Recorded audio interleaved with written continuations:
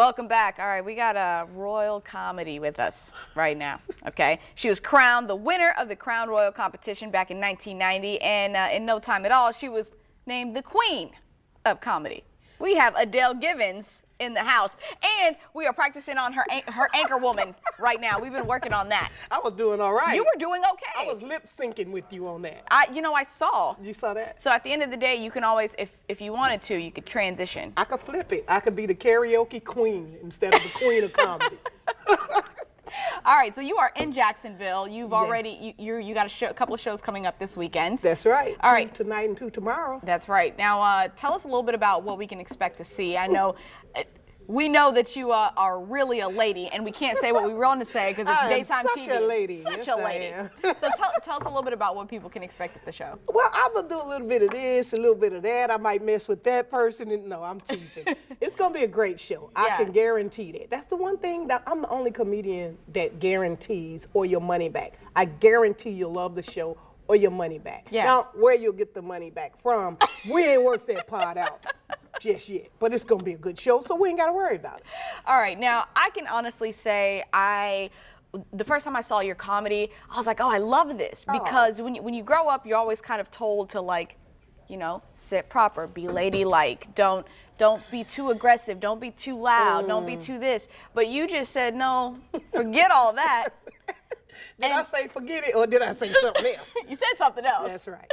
That's right, because, I mean, think about it. You know the person you are, and nobody outside of you can tell you how to be a lady. Yeah. And I used to get that a lot when I was coming up doing stand-up, because I'd say some of the same words guys would say. But God would go on the stage and say some of the most graphic things, and then they wouldn't say a word. And then I'd go on there, and then after the show, they would say, oh, well, you know, as a lady, you probably should do this and do that. So I came up with this whole catchphrase, I am such a lady, and you can't tell me how to be that lady.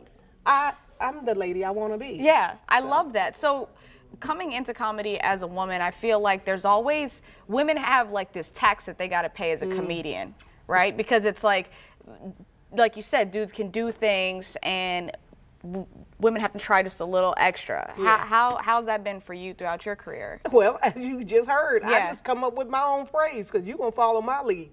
I am such a lady, and you better get on board with it. It works out for me because I don't follow. I do what I do what I want to do. And that line is so empowering. Right. I'm such a lady because it tells you I walk. I dance to the beat of my own drummer. Yeah. And you can't dictate to me how I am and will act. It ain't I feel like out. you set the groundwork there for other female comedians to come in.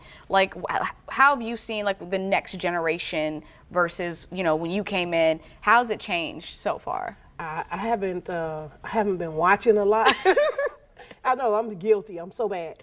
I just hear things about, you know, comedians, but I do think that it definitely opened some doors because, you know, there was the movie that Tiffany Haddish did, Girls Trip. Yeah. Those were things that I would say all the time, but they would tell me to change it. I'll give you an example. The movie Beauty Shop, when I did that film, most of the stuff that I said, I ad-libbed. Yeah. And there was a line where I said, I'm hotter than a jalapeno, it's hotter than a jalapenos coochie or something to that effect.